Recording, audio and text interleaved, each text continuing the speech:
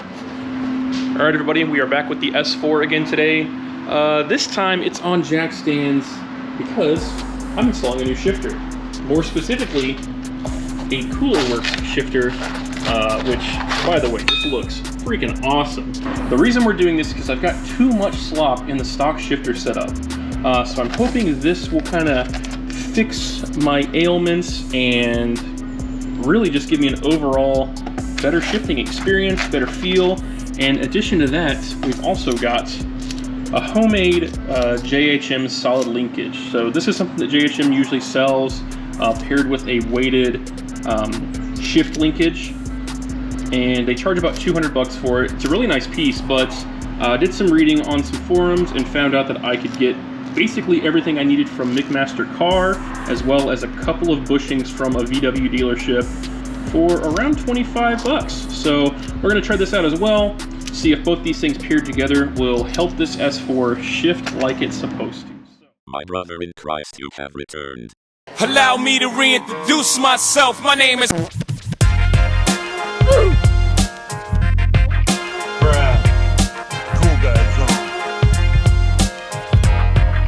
Please clap. Wow. There go Terry. Put it in reverse, Terry. Man, I'm finna whip this hoe.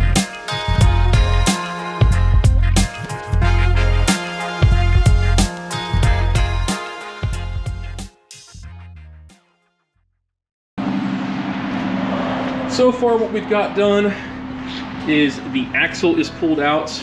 The reason you're doing this is so you can get access to the underside of the stock shifter. We'll also be removing the transmission mount. So with that stuff removed, we can access the underside of the shifter here. And so that's that small red and yellow looking bushing right there. That is the end of our linkage where it goes into the transmission. A lot of people online say you can't do this with the engine in the car. You have to do it with everything out. I'm pretty sure I can do this just like this. The transmission mount and that axle were the biggest things in the way.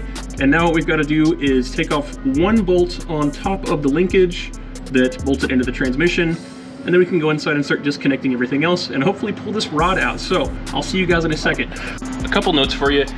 If you've got an early style shifter, like on my 2000 S4, there is a cross rod that has a 10 millimeter on the bottom and a 12 mil on top, and you're gonna wanna get something like this crow's foot to get up there and hold that 12 mil on top. And then of course, 10 mil with a long extension to get the bottom nut out. Additionally, this is probably one of the best tools to take off your actual shifter linkage bolt. This makes it much, much easier to get in from the side. This swivels. I'll link this down below. I got this at Harbor Freight. Highly recommend it. I've done the same job on my white S4. It's a little bit different with the cross rod. They pop off with a clip instead of a bolt, but this part is the exact same. So if you plan on doing this job, highly recommend getting one of these tools. All right, moving inside the car. First thing you're going to want to do is remove your shift knob and shift boots. This is pretty straightforward. This thing you just pull back and lift up, and it'll come right out. And now from here, we've got two 10 millimeter bolts that hold on our little heat shield sound deadening piece. So in here, you got two different adjustment points. We're only going to be undoing the one on the left, right here in the center of the screen. So what that's going to do is it will disconnect the shifter assembly from the actual linkage rod that runs down to where we were disconnecting from the transmission. And that is done with a 6 millimeter hex driver. Now this piece does come apart. You can see we've already got the shifter down there disconnected. So what we need to do is get that plate and the bolt out of there so we don't lose them in the abyss. All right, so with the help of my little magnet rod here, we were able to get that plate and bolt out of there. So now this is fully disconnected. There is nothing holding the shifter to that rod. We should be able to pull that thing straight out, and then we'll get working on actually pulling the whole shifter box out of here. All right, so once you got all 4 of the bolts holding the shifter box in, and drop one into your open cigarette lighter to pop that fuse, we are ready to access the 4 Torx bolts that are holding the actual shifter assembly inside of the shift box, I guess you would call it. All right, so we got all 4 of our Torx bits out. We are ready to pull this thing out of here. We had to undo the other 6mm hex bolt that was on here. And here you go. Here's a look at your ugly stock shifter. Not great. But man, that Coolerworx is gonna look freaking sweet in here. All right, first thing we got here is our base plates. I believe this just drops in right where the stock one would. Unsure if this metal bracket needs to stay in here. I might remove that because I don't think this is gonna fit inside of that. All right, next thing we did was we got this base plate in. We're gonna use those 4 10mm nuts that we took off to remove the actual shifter box. And this is kind of tricky because you gotta get some leverage to push these studs up through. Once you get them started though, it will tighten up and you get a little bit of room of adjustability. But I'm gonna leave it, relatively centered for now. We'll move on to the next step. All right, now I'm at my workbench, and if you're not planning on doing this shifter linkage mod, then you can go ahead and skip this part and just move to the Coolerworx shifter install. But for those of you that are interested in my $25 solid linkage, I'm gonna show you how to do this real quick. So we've got a couple of small indentations that are holding this retaining washer, and we're gonna have to beat those out a little bit to get this washer to come out, and then we'll move on to the next part. Okay, so we've got this thing removed. We bent those tabs up, pulled out the retaining washer, and then we were able to pry off the spherical bushing. And now what's gonna happen is we're actually going to cut off this entire, I guess you'd call it a trailer hitch. It looks very similar to one. We're gonna cut that off and then drill this out to a 1/2 inch. Additionally, we're gonna take a carbide bit and get rid of this lip inside of here, and that is so we can have more movement with our spherical bushing here.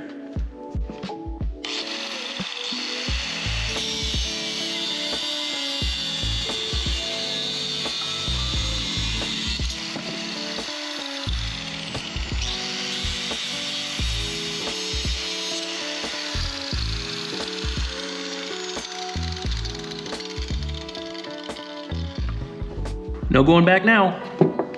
All right, we are slowly getting this thing worked up. If I had a step drill, this might be a bit easier, but we're using my titanium drill bits, and my drill is not happy. But we're gonna keep working our way up, and I'll come back once this thing is drilled out to a 1/2 inch.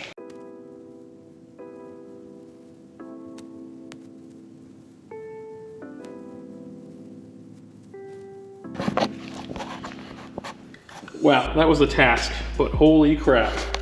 The little Milwaukee did it, man, on the CP 2.0 battery, so not too bad. It was kind of jerking me around pretty good, and nice. We got our 1/2 inch hole drilled, so that should be good to go. Perfect. Let's get this thing thrown together, get it back to the car. All right, this is our completed solid linkage. We got the bushings on each side, the nylon lock nuts, and then the 8mm bolt going through. Now this feels a lot tighter, a lot less slop, and you see we get a full range of motion here. We should feel some significant change with this. I'm really looking forward to it. Let's go ahead and get this thing thrown back in the car. All right, next thing we're gonna do is get this little spacer. This is a M6x1, I believe. This is gonna screw onto the bottom of the cross rod. So again, it's gonna be the back and forth of holding the nut on top, threading this on, and then this machine bolt will go through the bottom of the shift linkage to connect to the cross rod. All right, sorry for the quality change, guys. My GoPro died, and it's not holding a great charge. I might need to get new batteries. But before we left off, I had gotten the shifter actually bolted to the linkage. Now this other rod you see down here, that is for the old shifter support. I'm gonna have to get that out at a different time because that is an 8mm hex, and it is very, very tight, and I don't have much room. What I'm planning on doing is actually pulling the Y pipe, vacuum hoses, and all that off, and I should have access just enough to get on top of the trans that way.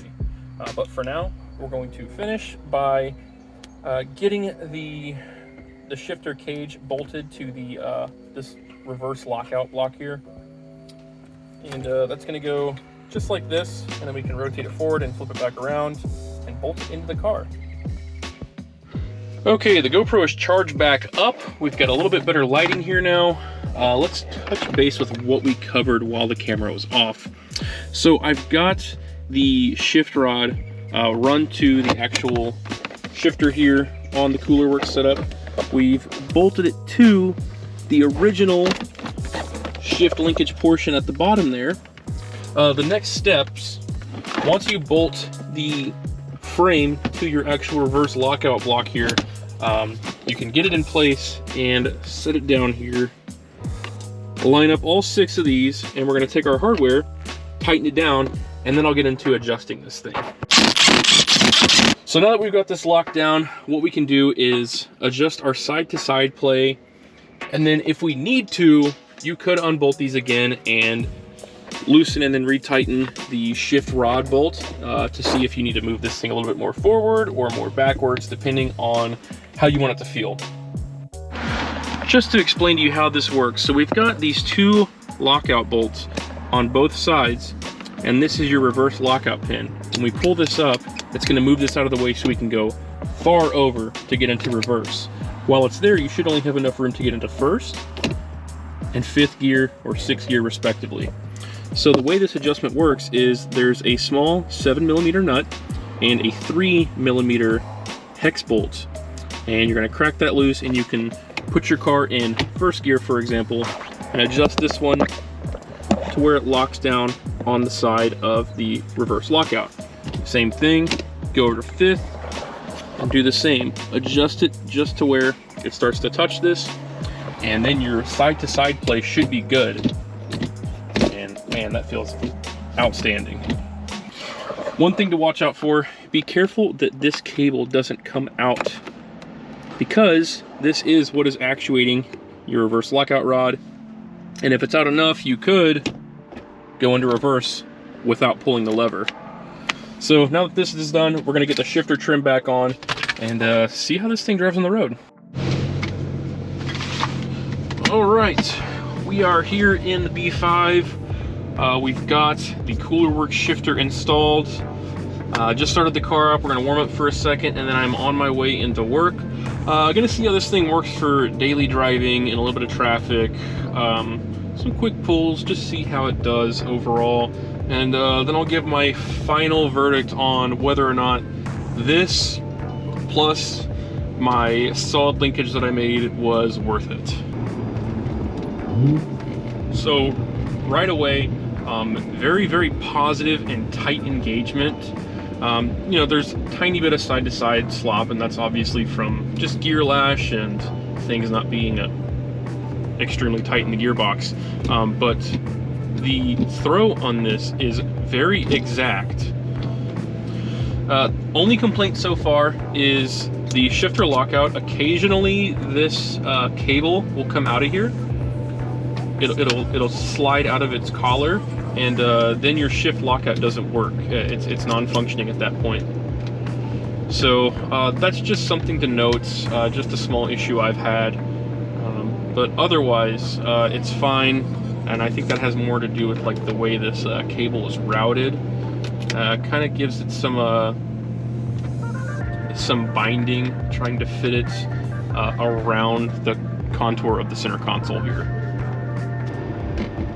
Yeah, overall though, so far, it's definitely gotten rid of the vagueness that the O1E is plagued with from the factory. One of the only things I have to work on with this right now is getting the shift boot reinstalled, because right now I haven't been able to fit it in there. I'm gonna have to trim the factory shift boot to get it to sit nicely around this entire assembly.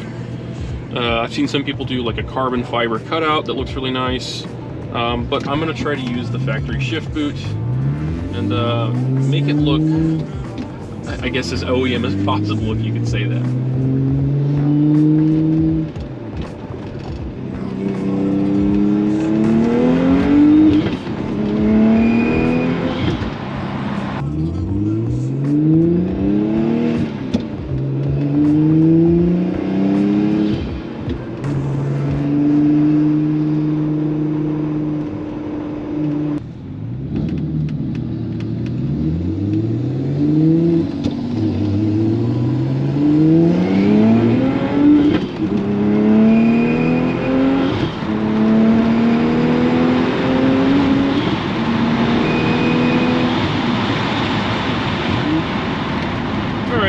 enough of that.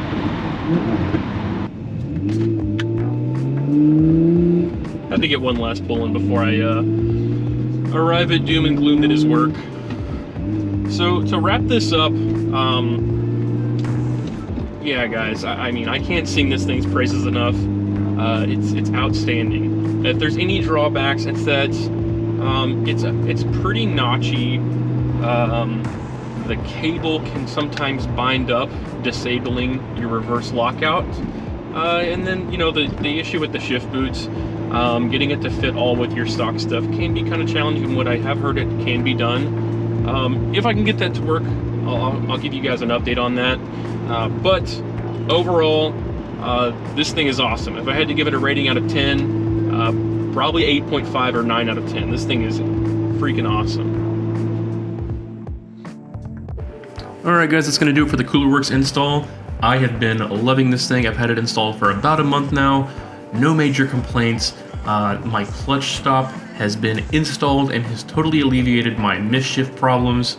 And yeah, no complaints here. I hope you guys enjoyed this episode. Subscribe, like, share these videos with anybody you think who might enjoy them as well, and stay tuned for the next one. Peace.